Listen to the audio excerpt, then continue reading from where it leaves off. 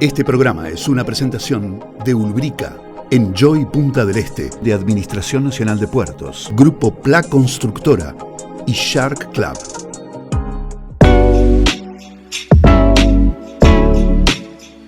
Explorar los temas más candentes y significativos que impactan a nuestra sociedad es mi objetivo principal, proporcionándote los hechos y análisis necesarios para que estés al tanto de lo que sucede a tu alrededor.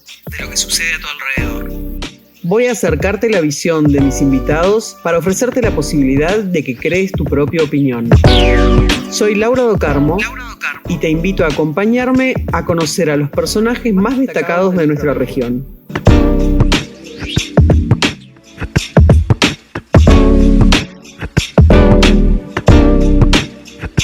Buenas noches y bienvenidos a una nueva entrega del ciclo de entrevistas de Punta News en Canal 2. Un gusto reencontrarnos y un gusto recibir hoy al diputado por Maldonado del Frente Amplio, Joaquín Garlo, con el que tenemos una agenda enorme de cosas para charlar. Gracias, Joaquín, por acompañarnos nuevamente en este ciclo. Un gusto estar con ustedes, un placer como siempre.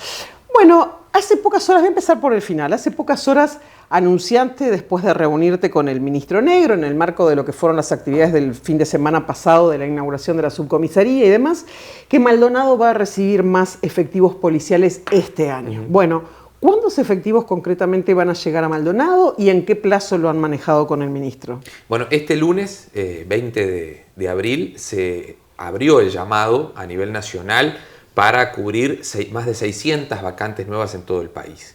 Es un anuncio que venía trabajando el Ministerio del Interior desde hacía ya varios meses, que se enmarca además en la previsión de vacantes que estableció el presupuesto nacional, que empezó a regir a partir del 1 de enero, y que se enmarca en el compromiso del gobierno de llegar al final del periodo con 2.000 policías nuevos.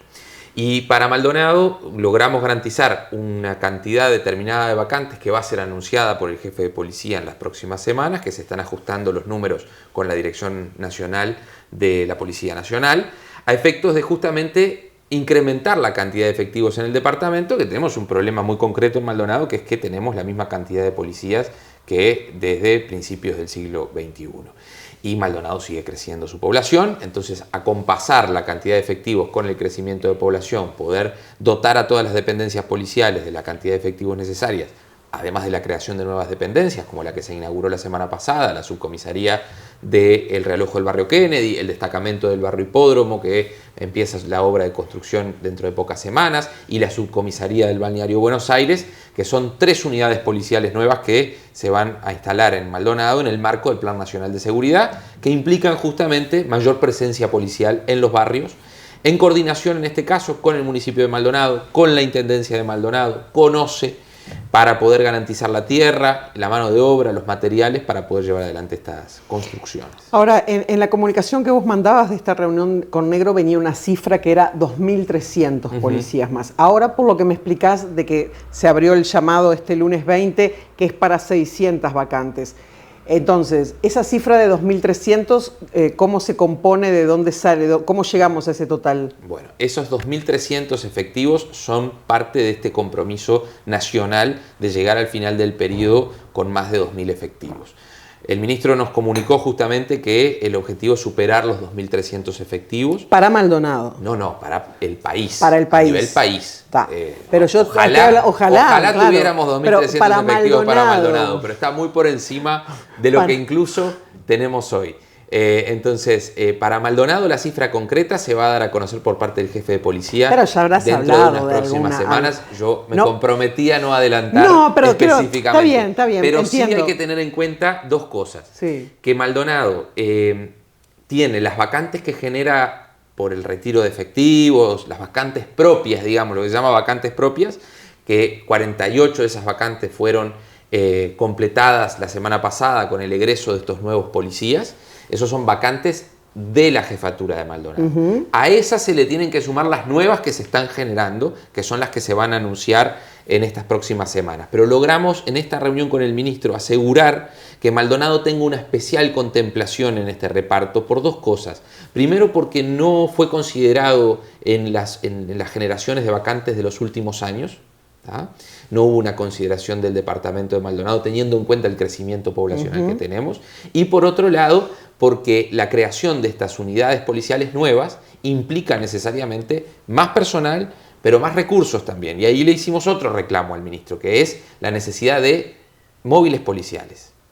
Y también se nos comunicó que hay programado para estos próximos meses un proceso de compra de nuevos móviles y se van a destinar varios de ellos para unidades policiales del departamento. Voy para atrás a algo que hiciste mención recién y que lo venís comentando desde hace varios días, diciendo esto, que Maldonado tiene la misma cantidad de policías por lo menos desde 1997.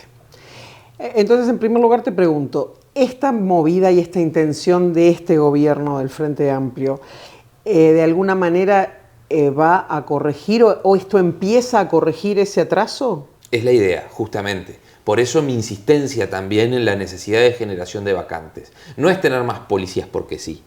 No es tener más funcionarios para transmitir una sensación de mayor seguridad solamente, sino de poder acompasar un desfasaje que se viene dando desde hace muchas décadas.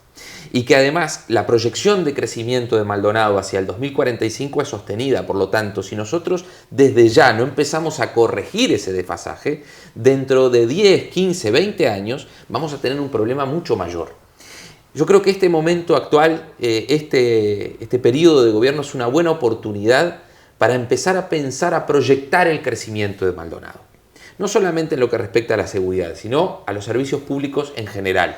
Y por eso vengo trabajando con OCE, con UTE, con la Universidad de la República, con el Ministerio de Salud Pública, con ACE, con ANEP, para mejorar la infraestructura de los servicios, para mejorar la estructura de los servicios en el departamento. Bueno, viste que este verano tuvimos varios episodios, por ejemplo, con el tema de UTE, que motivó también que la Cámara Empresarial vaya a hacer sus planteos. El intendente manifestó inquietud varias veces, como que los servicios o la infraestructura para servicios en el departamento se está tensando demasiado y de hecho cae, por ejemplo, cuando le sumás, además de toda la gente que ya vive acá, todos los que vienen a trabajar, más todos los que vienen de visita. Exacto. Ahora, volviendo al tema de seguridad, lo que decías. Paréntesis sí. de UTE.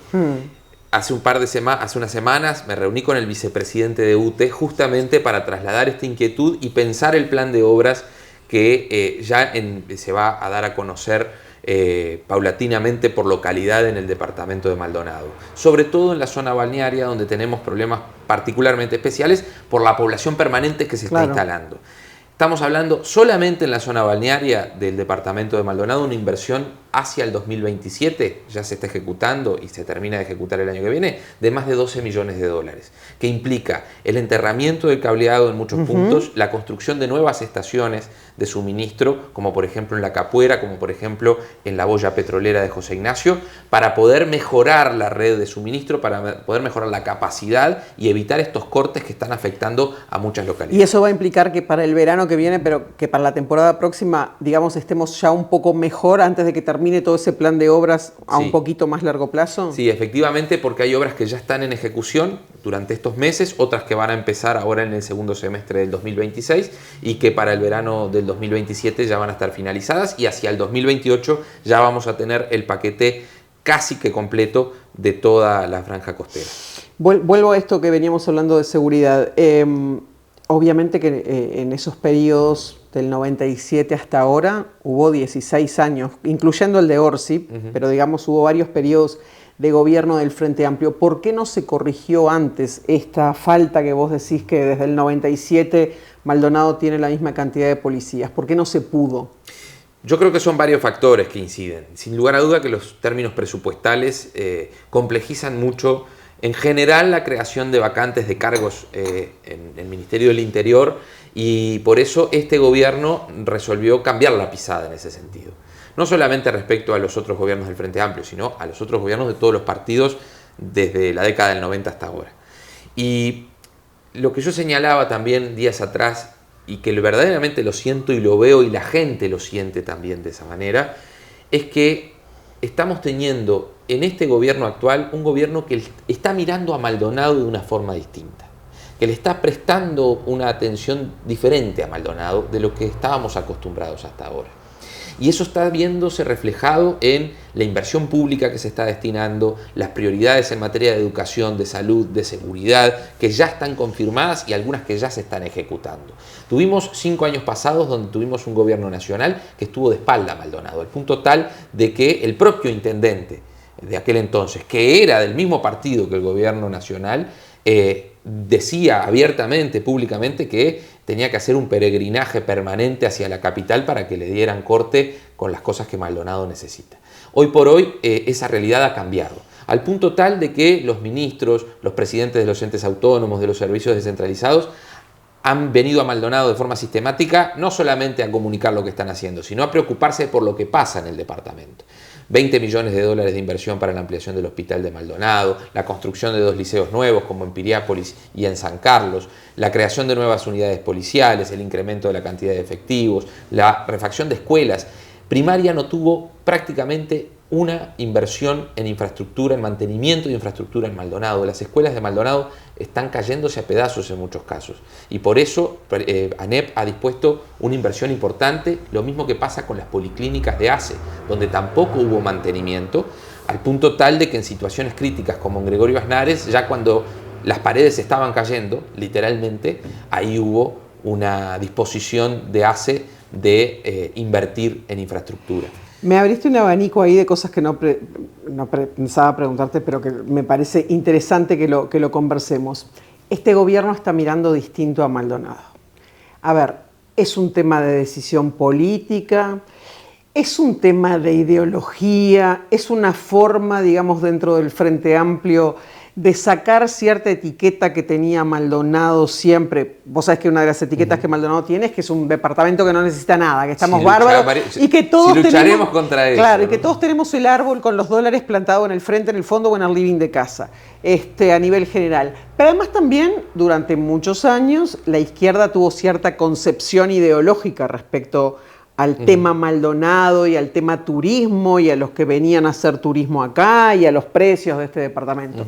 Bueno, ¿por dónde pasa esa sensibilidad distinta de ese gobierno, esa mirada distinta que vos decís? ¿Por todo esto o por otra cosa diferente? Yo creo que hay un punto central que es entender lo que Maldonado significa para el Uruguay.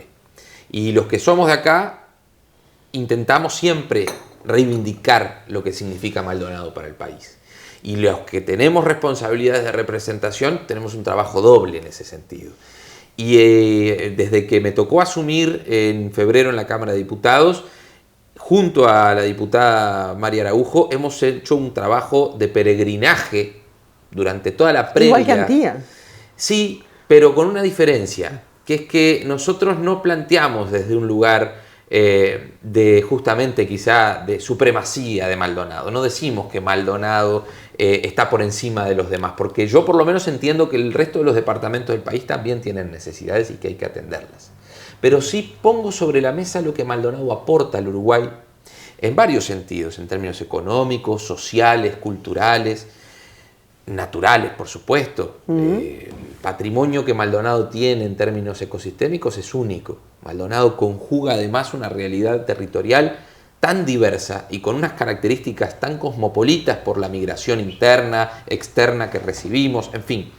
Y eso que Maldonado aporta al Uruguay implica que tengamos que considerar estas proyecciones de crecimiento a las que hacía referencia. Bueno, de hecho, vos viste que incluso, yo te mencionaba hoy, nos decía en una entrevista hace un par de semanas el presidente de la Cámara Empresarial que parte de lo que ellos van a poner arriba de la mesa, incluso con este observatorio que se presenta por estos días, es que muchas veces incluso empresas grandes de Maldonado, por sus sistemas contables, cuentan ingresos que se generan en Maldonado como ingresos, digamos, centrales en Montevideo y no son tenidos en cuenta para la hora de adjudicarle recursos a Maldonado. Ahora, sosteniendo todo esto que vos decís, el cambio entonces ese de mirada del gobierno nacional en este periodo de Maldonado, por el trabajo que vos decías que, por ejemplo, hacen con la diputada María Araujo, sin duda, de otros representantes, pero ¿pasa por ahí o pasa también por algo más de lo que yo te decía antes? Una cuestión,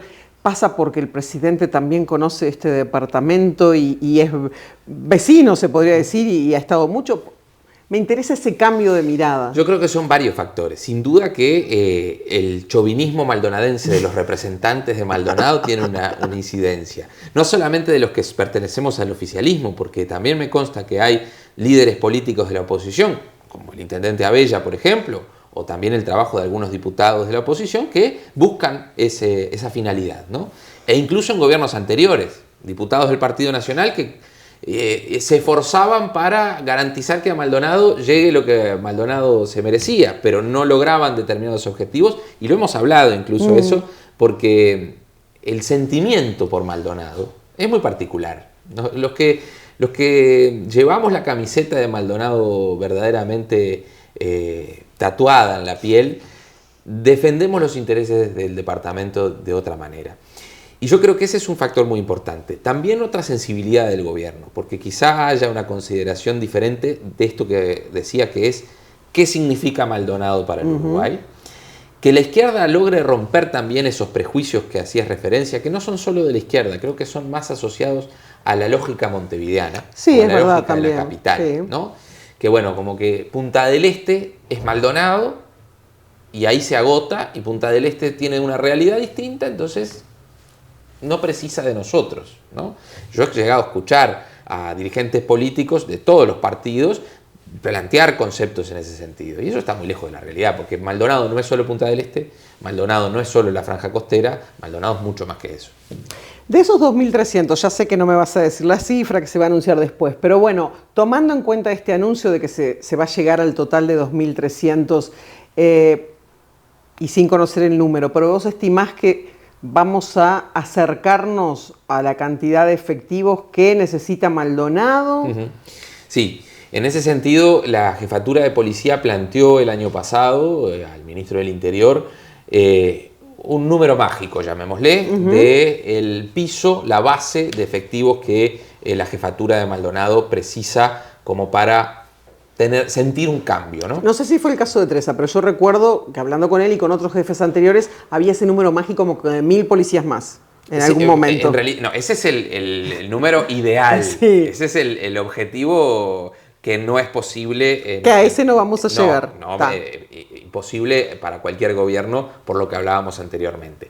Pero sí, de forma paulatina, poder ir incrementando con ingresos como el que tuvimos la semana pasada, que si bien son vacantes propias, son ingresos de entre 50 y 100 efectivos por año, eso ya genera un cambio significativo para lo que es justamente la dificultad que tiene la Jefatura de Policía de Maldonado. No quiero cerrar el capítulo de seguridad sin traer un tema que está muy vinculado también, y que es el de la situación de calle, un tema que además hoy en día en Maldonado, por estas horas tenemos reunión intersectorial de un montón de organismos, pero vos vinculaste la situación de calle, por ejemplo, con el tema de los liberados de Las Rosas, ¿no?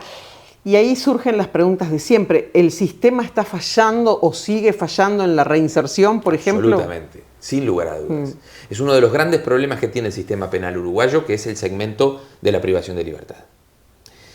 La privación de libertad, las cárceles, es el último segmento, si se quiere, del sistema penal. Y quizá sea de los más importantes, porque no solamente el combate al delito, la persecución del delito, el juzgamiento de quien comete el delito, sino ¿qué hacemos con los delincuentes después de todas esas etapas? Porque o los podemos esconder, como plantean algunos, que es encerramos para esconder el problema, momentáneamente, ¿no? Porque no existe la cadena perpetua en el Uruguay, o nos ajustamos a lo que dice el texto constitucional y establecemos que las cárceles bajo ningún concepto sirven para el martirio de las personas, y sí para la rehabilitación y la profilaxis del delito. Hay un problema endémico con las cárceles en nuestro país que se arrastra desde hace muchísimas décadas, incluso desde antes de la dictadura civil y militar. Después de la dictadura hubo un cambio también en la lógica de la privación de libertad. y que se viene arrastrando una serie de problemas hasta el día de hoy que no han sido solucionados. Sí han habido experiencias exitosas, como por ejemplo la construcción de la cárcel con participación público-privada, la unidad número 1 de Punta de Rieles, que ha tenido un modelo diferente, donde ahí las condiciones de privación de libertad son distintas, o modelos como la cárcel de Canelones en su momento, o la cárcel vieja de Punta de Rieles, donde han habido experiencias de reinserción positivas y de rehabilitación real. Yo coincido con algunos que plantean que no todos los privados de libertad tienen disposición a rehabilitarse y reinsertarse.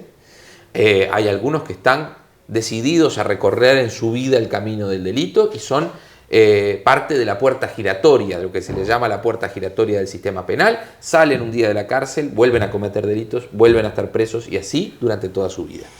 Pero hay muchísimos, sobre todo jóvenes, que están privados de libertad, que no solamente tienen la voluntad de reinsertarse, sino que necesitan la oportunidad de rehabilitarse. Y en esa oportunidad, ¿cuál es el eslabón de la cadena que falla? ¿O fallan todos? ¿Falla el MIDES, falla el sistema penitenciario, falla la coordinación entre los organismos?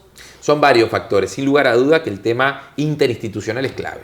A mí toda esa terminología que a veces suena un poco tecnócrata me hace ruido, me molesta, ¿no? Pero la coordinación entre las distintas instituciones es clave. Porque esa persona que hoy está privada de libertad bajo la tutela del INR, que depende del Ministerio del Interior, que después se va a pasar a ser liberado y que va a tener que coordinar, si puede llegar, porque no todos llegan, con la DINALI, que depende del MIDES, y que al mismo tiempo esa persona sale sin cédula, entonces va al MIDES para ver si se puede tramitar la cédula, y es un peregrinaje, es un viaje cuesta arriba para esas personas. Si el Estado ayudara, empujara un poquito a esos uruguayos liberados del sistema para poder conseguir un trabajo, para poder recibir una formación, muchos ya tienen formación académica, de oficios, tienen herramientas propias. Coordinar con el mundo privado, con el sector privado, para generar oportunidades de empleo. La ley de empleo que se presentó por parte del Ministerio de Trabajo hace unas semanas tiene dentro de sus objetivos priorizar los puestos de trabajo para jóvenes de entre 18 y 29 años, para personas mayores de 50 años, que es un segmento también que les cuesta mucho conseguir trabajo, y para los liberados del sistema penitenciario. Porque ahí es donde se generan oportunidades reales.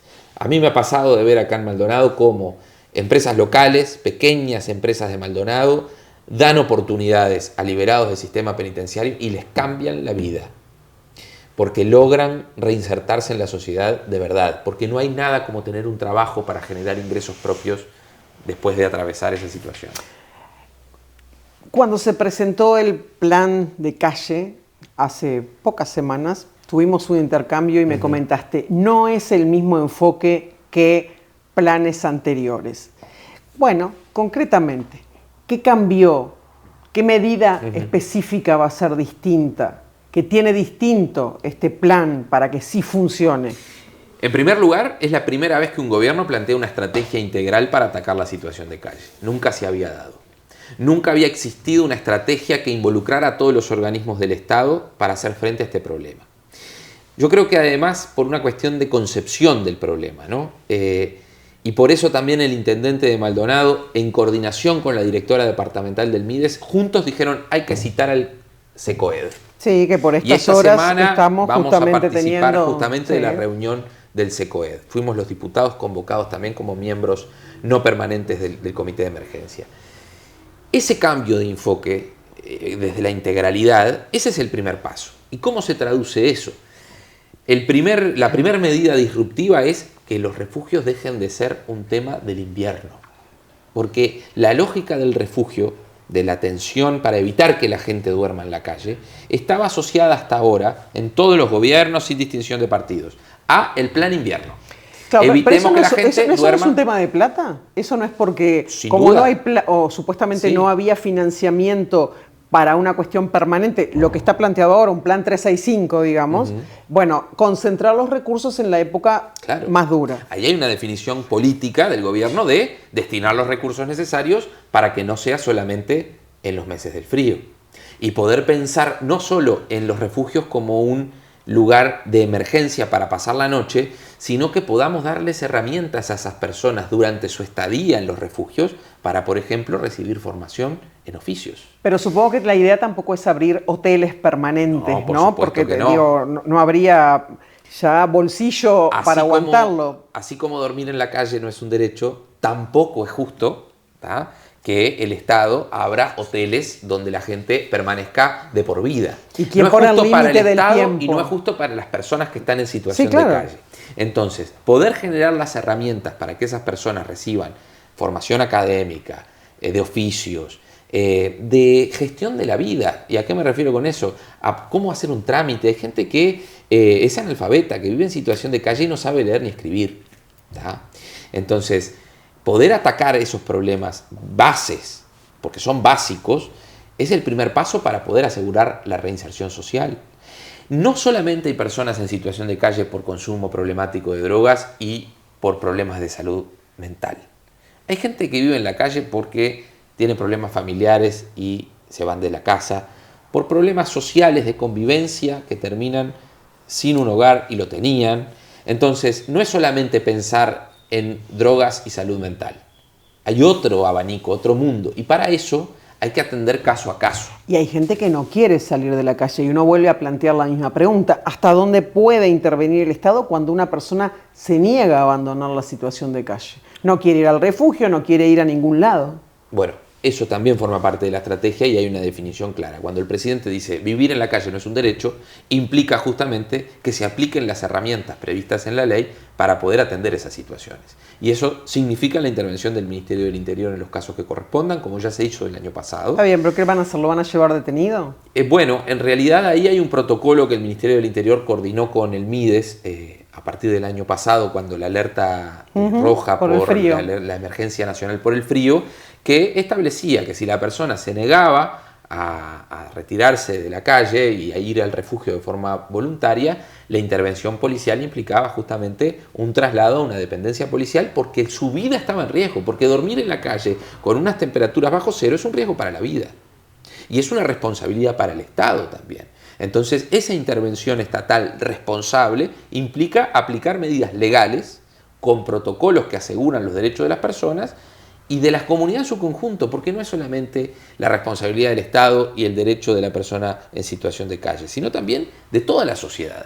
Porque el día que cualquier uruguayo o uruguaya pase por al lado de una persona que está durmiendo en la calle y sea indiferente a esa situación, ese día vamos a tener que replantearnos muchísimas cosas. Yo sé que por ahora eso no pasa. ¿A vos te parece que en este momento, incluso con ejemplos de Maldonado, que muchos actores políticos se están moviendo, incluso el Partido Nacional la semana pasada hizo toda una movida con respecto a que sus alcaldes y otros cargos de gobierno, digamos, se metan en el tema, no desconociendo que es un tema nacional, pero ¿a vos te parece que hoy la gente no se ha acostumbrado a pasar por al lado de personas en situación de calle, personas durmiendo y lo están naturalizando? No, yo creo que justamente no hay una naturalización, todo lo contrario, hay un estremecimiento ante esas situaciones. Por eso las reacciones y por eso el tema en Maldonado está tan arriba. Y pero en a todo nivel el país, general, lo he visto en todo el interior del país y en Montevideo también. Al punto tal de que por suerte existe también la solidaridad organizada de grupos parroquiales, de grupos sociales, clubes deportivos, que también aportan lo suyo para atender esas situaciones. Y eso habla también de lo que es el Uruguay y lo que somos los uruguayos, ¿no? Pero la responsabilidad del Estado es innegable e incuestionable para atender estos problemas. Y por eso el planteamiento de esta estrategia nacional. Joaquín, vamos a hacer una pausa. A ustedes también los invitamos. Enseguida regresamos y seguimos en este Mano a Mano.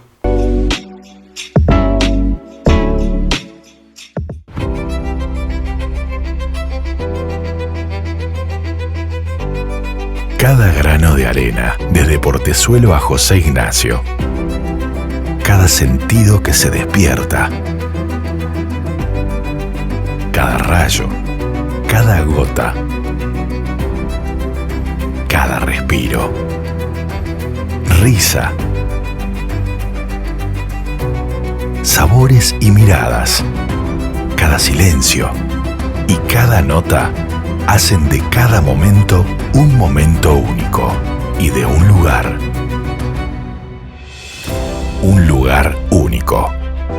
Enjoy Punta del Este. Experiencias únicas en un único lugar. Pintando con Ulbrica, Ulbrica, Ulbrica. La tarea de pintar se simplifica. Se aplica con rodillo, pinceleta o pincel. Ulbrica en los techos, Ulbrica en la pared, Ulbrica en la fachada y en los pisos también. ¡Qué colores! ¡Cómo rinde! ¡Es perfecta! Pintando con Ulbrica, la tarea de pintar se simplifica.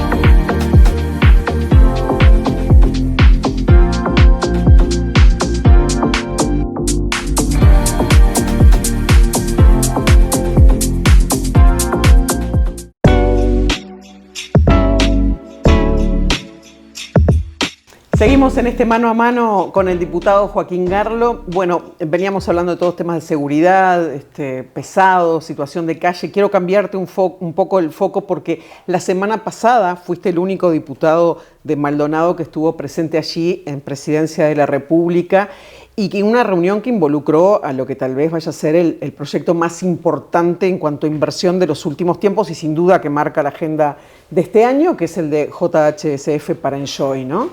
Que involucra claramente a un montón de gente en el departamento de Maldonado. ¿Por qué estuviste ahí vos y no otros diputados o representantes? Yo me enteré que iba a haber una conferencia de prensa a las 11 de la mañana ese día y fui a acompañar la conferencia de prensa. Y cuando llegué, me enteré, estaba llegando el intendente Abella, estaban llegando representantes de Enjoy, de la gerencia, el ministro interino de Economía, la ministra de Turismo, y casualmente terminé participando de esa reunión.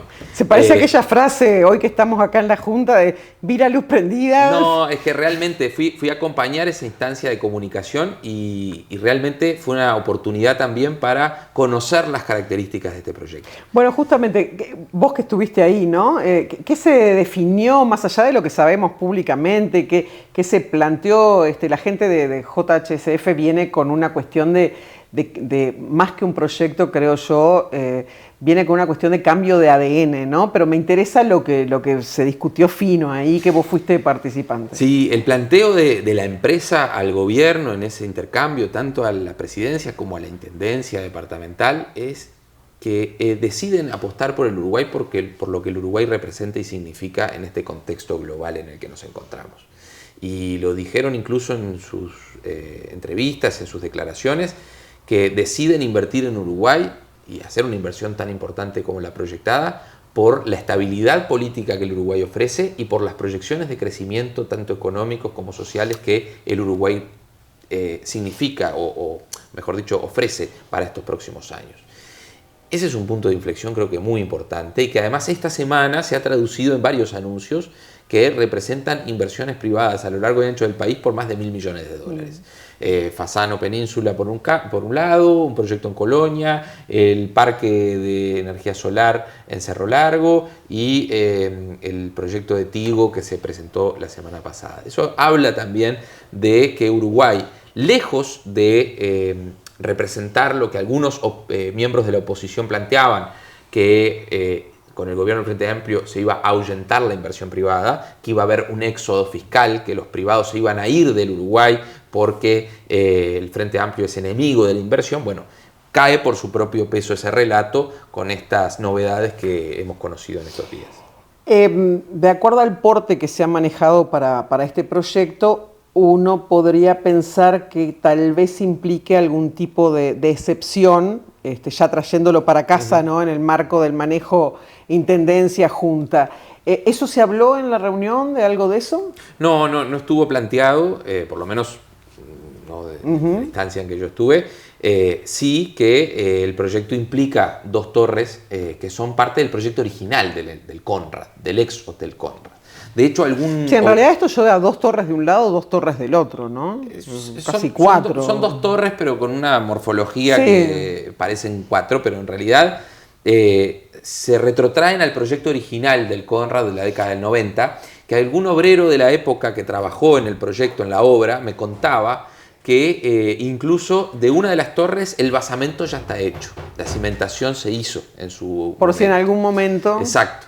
Eso me transmitía este veterano vecino de Maldonado. Pero en el año 2017, la Junta Departamental, yo en ese momento integraba la Junta, aprobó por unanimidad un proyecto de construcción de torres en ese momento Hotel Enjoy. Que no se concretó, se concretó una parte, pero que no era la... Se concretó que trabaja una parte de la obra donde hoy está la piscina nueva, pero el proyecto de las torres nada planteado. Que ese proyecto fue aprobado por unanimidad de la Junta, por todos los partidos políticos. Y en aquel momento, yo me acuerdo, defendí la excepción en ese caso, porque justamente entiendo que para este tipo de situaciones es que está prevista la excepción en el texto ordenado de normas de edificación. O sea que si viniera una excepción, el Frente Amplio, no sé si como partido ya tiene una posición tomada, ¿no? Pero vos entendés que... porque no hay ninguna propuesta concreta. Pero si viniera una propuesta... Teniendo en cuenta los antecedentes, hay que analizar, por supuesto, como caso a caso. Nosotros, como Frente Amplio en la Junta, y estando yo integrando la Junta en su momento, aprobamos muchos proyectos con consultas de viabilidad y excepciones. Porque nosotros no estamos en contra de la excepción como herramienta, como mecanismo jurídico para el desarrollo. El tema es cuando se abusa del mecanismo. El tema es cuando se otorgan excepciones que representan 500 veces lo que la ordenanza permite, sin ningún tipo de contrapartida. Ahí está la diferencia. Entonces, la excepción es un mecanismo legalmente previsto para pensar determinadas situaciones. No puede ser la regla. Bien, sin duda que va a haber mucha tela para cortar con este proyecto, ¿no? Pero me quiero retrotraer a algo que te planteé. Vos decías, a mí me avisaron que iba a haber una conferencia de prensa y pasé. ¿Vos tenés hoy un acceso distinto al gobierno nacional que otros actores del departamento? No, o sea, yo tengo la cercanía con el gobierno. Vos te enteraste y otros diputados no sabemos, u otros actores. Por pertenecer al partido de gobierno.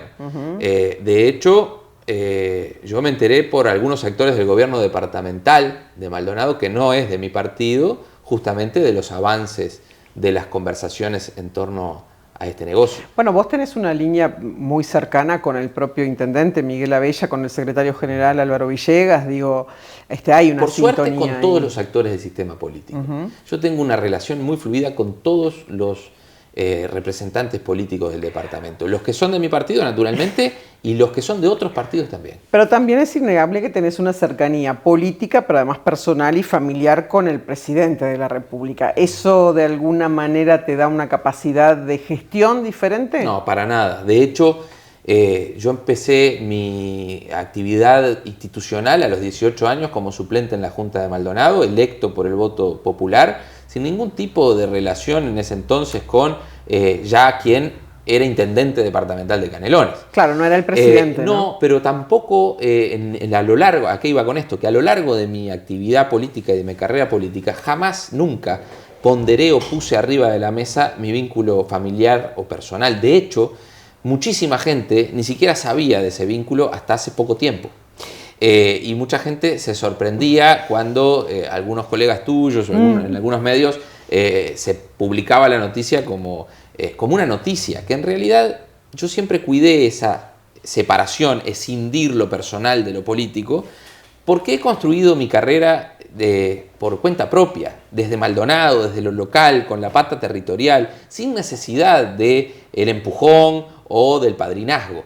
Y creo que eso, para mí, por lo menos, es muy importante. Bueno, pero es verdad, lo hablábamos antes de la entrevista, que hay quienes dicen o que se explica, ese acceso explica justamente que llegues a ámbitos donde de repente otros no llegan, incluso en redes sociales a veces, o te hacen cargo de decisiones del gobierno, o te dicen, anda a decirle a tu tío, o vos y tu tío, ¿no? Entonces, bueno, ¿vos cómo lo gestionás todo eso, que es una realidad que te está tocando vivir? Lo gestiono desde el trabajo. La gente sabe, sobre todo en Maldonado, quién soy, cómo trabajo, cómo procedo, cómo me vinculo y me relaciono y cómo ejerzo la representación. Y por suerte, además, ese cuidado que yo siempre he tenido de escindir lo personal de lo político me lleva a que hoy pueda responder con total transparencia en torno a esos señalamientos. Ahora, no podría ser una vez, ya que vos llevás Maldonado tatuado, decía, ¿no? La camioneta de Maldonado tatuada. ¿No podría ser de última una ventaja, digamos, para Maldonado, más que generar de repente un tema político? Pero bueno, a ver, un acceso que es real. Sí, lo que pasa que hay una línea muy delgada y que a mí me gusta cuidar, porque yo tengo 29 años, hace más de 10 años, 11 años que estoy en la actividad de representación política y en la militancia muchos más. Y descuidar esa conducta o esa forma de hacer política por una cuestión circunstancial, porque el ejercicio del mandato de la presidencia dura un tiempo determinado. Yo pienso trabajar por Maldonado desde la política muchos años más. Entonces, prefiero cuidar tanto los vínculos familiares como la actividad de representación que ejerzo. Joaquín, vos siempre te acordás que una de las primeras entrevistas que yo te hice fue en el marco de tu actividad estudiantil, ¿no? Sí, y justamente, de las primeras entrevistas que me hicieron. Sí, en la vida. Bueno, yo estos días me acordaba mucho de eso preparando la entrevista esta contigo, porque bueno, estamos en el medio de unos días además bastante agitados de amenazas en los liceos, de Maldonado incluso, que después se confirmaron, ¿no?, que falsas. Pero ¿qué lectura haces vos de todo esto? Bueno, yo creo que ahí, y lo leía hoy en un artículo de opinión en un medio de comunicación, se está viendo reflejado un tema que hace al cómo se vive la violencia en la juventud, en la adolescencia, cómo se traducen determinadas realidades propias de este mundo convulsionado, ¿no? Las redes sociales, el relacionamiento entre las personas, pero sobre todo entre los jóvenes, y lo que a veces puede parecer, esos gurises lo hacen como una humorada, como una cuestión de, mira qué vivo que soy, y me sumo a este trend internacional de las redes porque está de moda, porque es una cuestión coyuntural, pero que tiene una repercusión en la vida cotidiana de los gurises, de los padres, de sus familias, de los maestros, profesores, en fin. Sí, de la policía, de los recursos que hay que desplegar, de todo. Que entonces, es un costo en definitiva también. Sin duda. Ahí el trabajo de la policía fue muy rápido y muy bueno.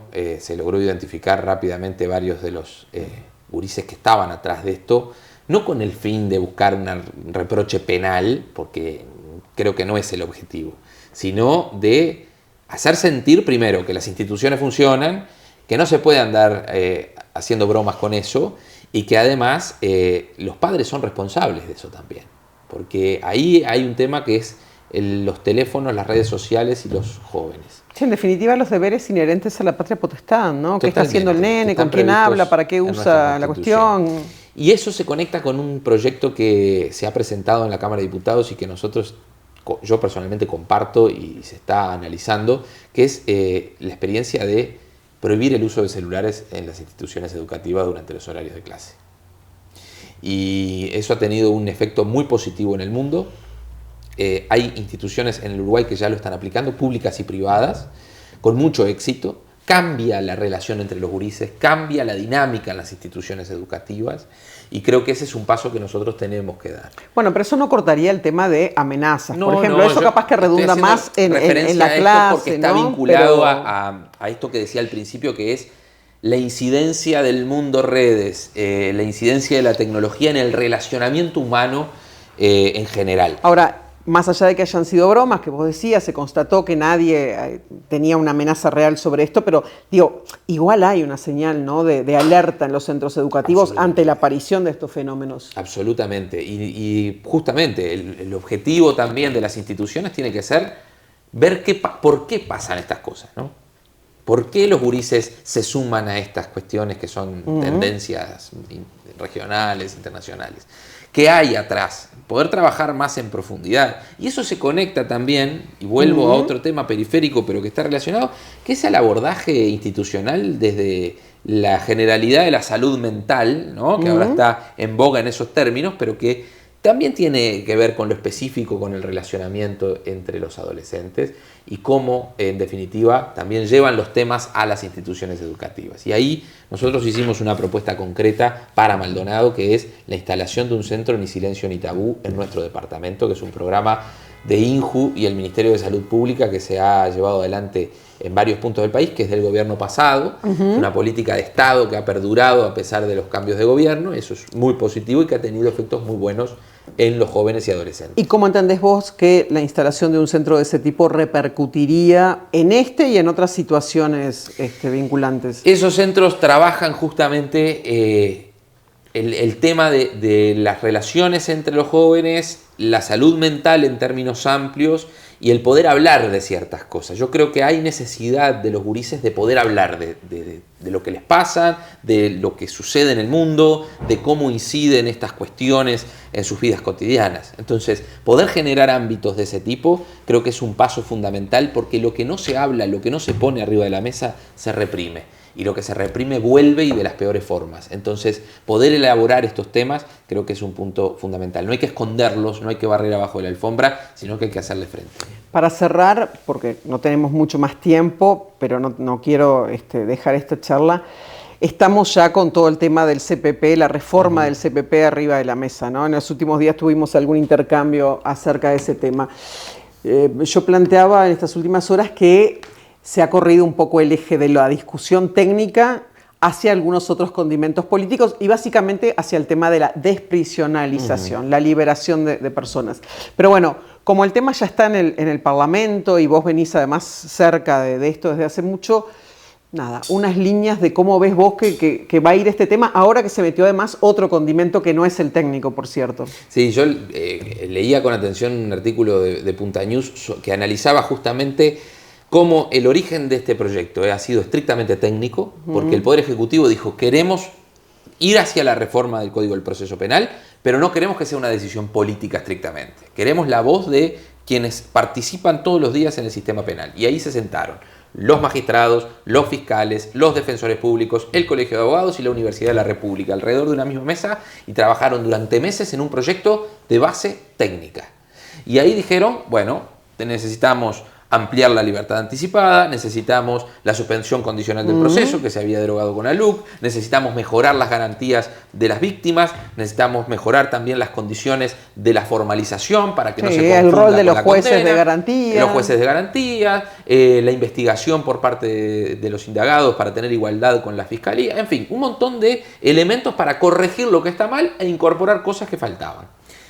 Cuando el proyecto se presenta a la discusión pública y a la discusión política, empieza a sufrir cambios, a sufrir críticas, a sufrir observaciones, y eso es natural en la discusión de cualquier proyecto, en el proceso de elaboración de las leyes. Pero cuando se trata de cuestiones procesales y de procesales penales específicamente, cuando se da esa discusión se corre el riesgo de apartarse de las visiones técnicas.